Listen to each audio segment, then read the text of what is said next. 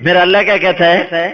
من تقرب الی تلقیتہ من بعید، تو سارے گناہ کر کے آ پر میرے پاس آ توبہ کرنے کے لیے، تو میں کیا کروں گا؟ کیونکہ میں تیرا استقبال کروں گا۔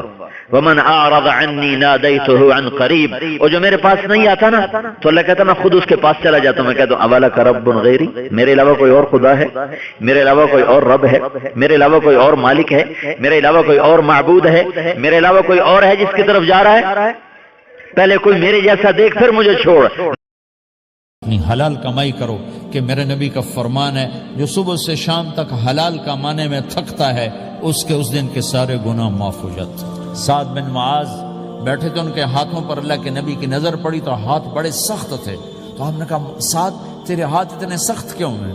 کہا جی میں اپنے باغ میں خود کام کرتا ہوں، یہ سخت ہو گئے۔ تو آپ نے سعد کا ہاتھ پکڑا اور ایسے چوما اور کہا اپنے بچوں کو حلال کھلانے، جو ہاتھ ایسا ہو جائے گا اس پہ جہنم کی آگ حرام ہو جائے۔ اپنی حلال کمائی کرو، کہ میرے نبی کا فرمان ہے جو صبح سے شام تک حلال کمانے میں تھکتا ہے اس کے اس دن کے سارے گناہ معاف ہو جاتے ہیں۔ سعد بن معاذ بیٹھے تھے، ان کے ہاتھوں پر اللہ کے نبی کی نظر پڑی تو ہاتھ بڑے سخت تھے، تو ہم نے کہا سعد تیرے ہاتھ اتنے سخت کیوں ہیں؟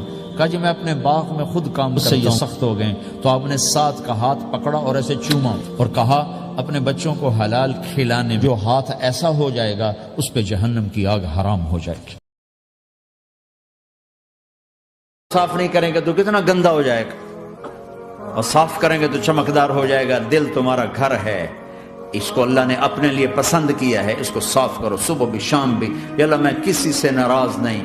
اگر تم اس مجمع میں ایسے لوگ بیٹھے ہو جو کسی سے تم بولتے نہیں ہو، بھائی بھائی ہے، دوست ہے، میاں ہے، بیوی ہے، چاچا ہے، بھتیجا، آپس میں اگر تم کٹے ہوئے ہو، ہاتھ چھوڑتا ہوں، اٹھتے ہی صلح کر لو۔ دل تمہارا گھر ہے، اس کو اللہ نے اپنے لیے پسند کیا ہے، اس کو صاف کرو صبح بھی شام بھی۔ یا اللہ میں کسی سے ناراض نہیں۔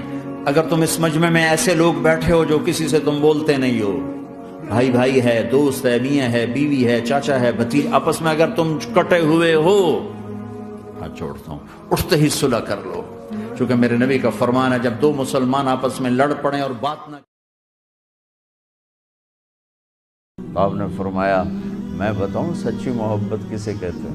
میں بتاؤں، وہ محبت جو اللہ اس کا رسول قبول بھی کرے، اور وہ محبت جو اللہ رسول کے ہاں پسندیدہ بھی ہونی، پیمن نال کم نہیں بڑھنا۔ اسے تین کام کرنے پڑیں گے۔ جی کیا کیا ہیں؟